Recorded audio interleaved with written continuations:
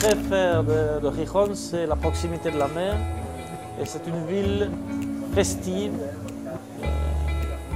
qui a beaucoup d'activités culturelles, musicales. C'est une ville qui bouge, c'est une ville jeune. C'est ce que je préfère.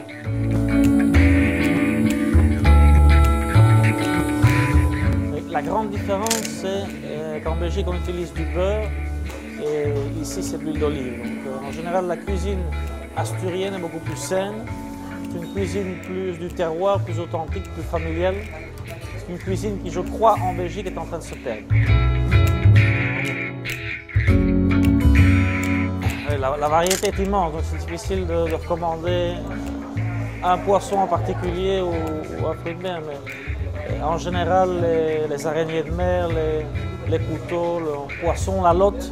C'est très difficile d'en choisir un en particulier parce que l'offre est immense et la qualité est très bonne.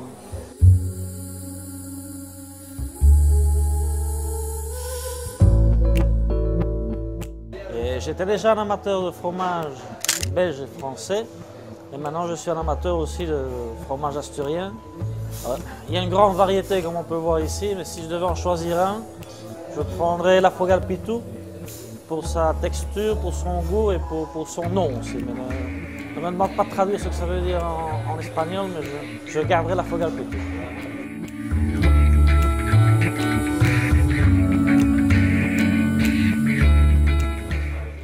La culture du cidre, je crois que c'est ce qui frappe le plus l'étranger quand il arrive en Asturie. Et puis c'est très festif parce qu'on partage une ou plusieurs bouteilles entre amis. C'est original et c'est une culture que j'aime bien et qu'en général l'étranger aime bien.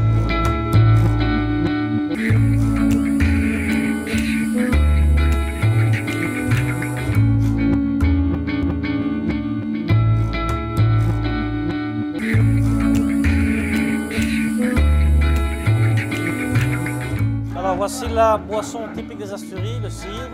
Je vais essayer de vous démontrer comment ça se sert. C'est pas facile, je ne suis pas professionnel. En principe, il faut lever la bouteille, ne pas regarder la bouteille. Et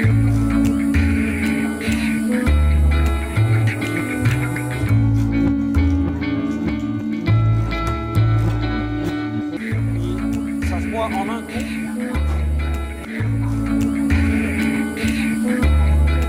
On rince le verre pour le nettoyer et voilà.